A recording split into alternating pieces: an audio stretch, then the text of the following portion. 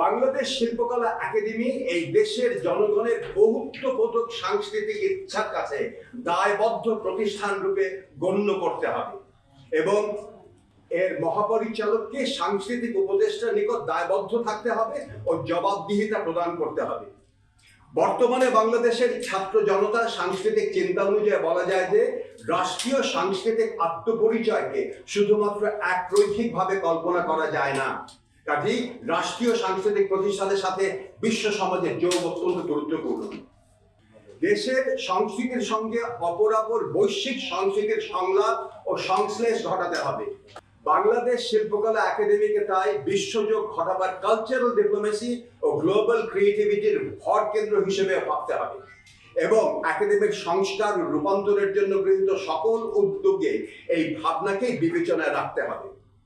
দুর্নীতির অসৎ প্রক্রিয়া অনুসন্ধান, দুর্নীতির কারণ চিহ্নিতকরণ ও নিশ্চিহ্নকরণে আশু পদক্ষেপ গ্রহণ করতে হবে। সেই লক্ষ্যে একজন ফিনান্সিয়াল অ্যাডভাইজার বা ডিরেক্টর স্বল্পকালীন সময় কিংবা দীর্ঘকালীন সময় নিয়োজিত করে আর্থিক দুর্নীতির খাত ও কারণগুলো চিহ্নিত করতে হবে। সেই মোতাবেক আর্থিক সচ্ছলতা ও জবাবদিহিতা নিশ্চিত করেই কেবল একাডেমির নতুন অভিযাত্রার সূচনা করা সম্ভব। 21টি জেলার বা 22টা জেলার শুনছি এখন শিল্পকলা একাডেমি পুড়িয়ে দেওয়া হয়েছে বা আক্রান্ত হয়েছে। সেগুলো সচল ও পুনর্গঠনের লক্ষ্যে মহাপরিচালকের জরুরি ভিজিট ও পদক্ষেপ নেওয়া প্রয়োজন। এই কাজে সর্বক্ষেত্রে জেলা প্রশাসক ও পুলিশ সুপারদের সংযুক্তি অতীব গুরুত্বপূর্ণ। এই যোগ সাধনে কি করণীয় তা সর্বাগ্রে নির্ধারণ করতে হবে। কেন্দ্রীয় শাখায় কনজারভেটরি স্থাপন করতে করে বহুমুখী শিক্ষণ, প্রশিক্ষণ, সৃজন কর্ম দ্রুত সূচনা করে জনগণের আস্থা ফেরাতে হবে। শিল্পকলা একাডেমি আমি জয়েন করার আগে পর্যন্ত যা খরচ হয়েছে সব লেজের যা খাতা আছে সব তালাবদ্ধ থাকবে।